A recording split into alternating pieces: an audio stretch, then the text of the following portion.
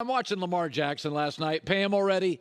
The number one quality of a franchise quarterback is when your team isn't right, can he carry you to a win? So the best tight end in football, or at least the second best, Mark Edwards, Ravens, not available. Their best receiver out in a weak receiving core. The defense has holes on the back end. It's Monday Night Football in the loudest road venue in the league. And Lamar Jackson barely broke a sweat. Completed passes to 10 different people. Huge on third down. And that is what it looks like. That is a franchise quarterback. It's different. It's unique. People can't get their arms around it, but it's incredibly special. And if you're constantly, as a fan, you're constantly blaming, because you have a quarterback and you're not sure if he's a franchise quarterback. And I've said this before, but you're constantly blaming the receivers and the coordinator and the offensive line and the lack of a running game. You don't have it. You don't have him. That's what the Giants are doing and the Jets are doing and Commanders are doing and Lions are doing and Carolina's doing. They're blaming other people. Lamar Jackson goes on the road, one of the toughest Monday Night Football environments, doesn't have a world-class tight end, his best receiver, and a bad receiving core, and a defense that can be very susceptible. And Andy Dalton looked like a flip phone, and he looked like the latest iPhone. I mean, it was just special, fast, unique, third down. He was amazing. I'm looking down. 14 rushing first downs, 9 for 15 on third down, no turnovers, 38 minutes time of possession, and the Saints knew they were going to run. There was no big secret here. They didn't have their tight end or their best receiver. Everybody in the stadium, including the fans, who were all lubricated, everybody knew Baltimore was going to run. They still couldn't stop him. And last night was a great example of what has happened to this league. And it changes fast. What has happened to this league? Because of the rule changes, and because now many of the great high school athletes are allowed to be a quarterback, why not? They get, that's the only position you touch the ball 60 times a game, is that your quarterback has to have some juice, something different, something unique. And Andy Dalton looked like a 2011 quarterback. And by the way, 10, 11 years ago, Andy Dalton was fine as a franchise quarterback. Look at it now. That it looks like 1970. Look at Matt Ryan now. Look at Jared Goff now. That classic pocket passer, it will not do. It is not good enough. You have got to have juice. It's really special. If you watch that game with the sound down, and you just see Lamar's running all over the field and making people miss and picking up third downs, and he's doing that without arguably the best tight end in football and his best receiver and already a bad receiving core on the road.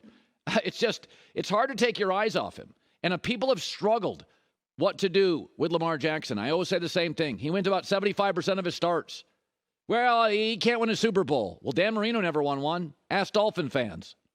Were those good days in Miami? Aaron Rodgers, Brett Favre have two between them. Been pretty good days. What you don't want to do is drive to the ballpark, drive to the stadium, having a huge deficit. It's 15 weeks a year at quarterback. With Lamar and that sauce and that juice and you've got a shot to win every game, even when you're missing your top pieces. All right, so I think this is interesting, and I'm guilty of this too, when Mike McCarthy and Aaron Rodgers, when that relationship dissolved, and they meet this week. So Dallas is going to Green Bay, and Green Bay's falling apart. Stokes, the cornerback, could be out. Rashawn Gary out for the year. I mean, they're a mess. And so at the end of that relationship, in that divorce, Aaron was seen as holding it together, and Mike McCarthy really became a punching bag. Well, now here we are 3.5 years later, and Mike McCarthy's doing quite well for himself. And Aaron has himself a new, young, handsome football coach. And that new coach, Matt LaFleur, he's dealing with some of the same issues that Mike McCarthy did. Is that Aaron is a highly, highly talented, moody, often aloof, prickly quarterback who's gotten very, very Brett Favre in his later years. The Packers have no owner. It's a unique situation where Favre and Aaron Rodgers are the most powerful people in the organization. There's no billionaire to tell them no occasionally, and they both got stubborn in the end, and Favre left, and Aaron feels like he's not long from hitting the door. I think Green Bay's best days are behind them, but I said that in the offseason. It's a small market, cold weather, not attractive to free agents. I don't know if they have the right coach. They are cash-strapped because of Aaron's contract. Not much they can do the next 2-3 years to get around it. And they have a front office which is very conservative. That's their nature. And as the NFL, and I think we could all admit this, is pivoting to a more aggressive and progressive league, Green Bay, to me, feels sort of ill-equipped and uncomfortable with all the changes. Meanwhile, for Mike McCarthy, everybody piled on. I'm guilty.